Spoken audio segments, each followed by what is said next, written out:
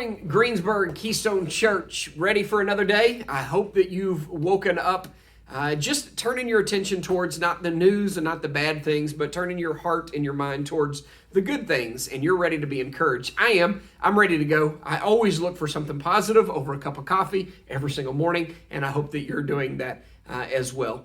Maybe for our good news story of the day, if you struggle to kind of know what there is to be thankful for, I think that we can see that the progression of how things are going in the world right now, even though we can't just declare ultimate victory and say that it's all finished and it's all taken care of, but it definitely is moving in the positive direction. And isn't that encouraging, right? That's the good news story of the day. If you tune into the right places and you look the right places, you'll see that things are starting to get better and we're moving in the direction that we need to be moving. So I encourage you just to focus on that. And then I also encourage you to go back to 1 Thessalonians chapter 5. Let's see what we can find there, because I have a word for you that I think will be very, very helpful. It's the context is for churches, and I think that it can be applied to all of us that are the church, not necessarily the local church like this, but the body of believers that exist in the communities that we exist in, whether it's the government communities, the work communities,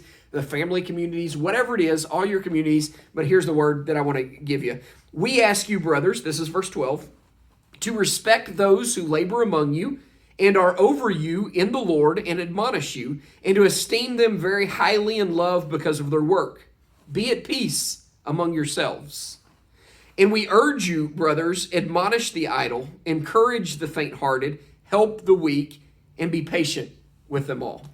Can I encourage you to give grace to each other right now? Can I encourage you to just be okay with not having all the answers? Be okay with understanding that everybody around you seems to be making some bad choices at some point. Leaders aren't trustworthy to the ultimate sense. Only Jesus is trustworthy to the ultimate sense. So if you are in a family and your family dynamic is struggling right now because someone thinks that you should be doing something, one person believes a certain way, or whatever it may be, I want to encourage you just to bear with each other and be patient with each other.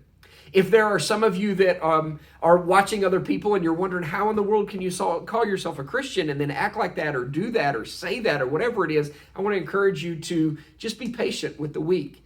Admonish each other, encourage one another. See, our goal is to not lord ourselves over everybody, thinking that we're greater than anybody, but rather to humble ourselves and come along beside people, bringing them along in repentance with the hope of restoring them in the way that they should be. So I want to encourage you to give grace where grace is needed.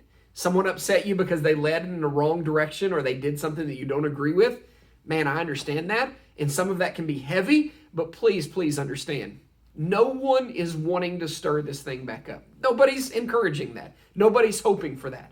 So with that understanding, know that even though their end goal may not look like your end goal, we're all on the same path and we want to beat this. So let's give grace where grace is needed. I hope that you can do that today. And I hope more than anything that it's also extended towards you as people watch you go through the things that you're going through also. Hey, keep going. Keep your head up. Keep leading. God's got this.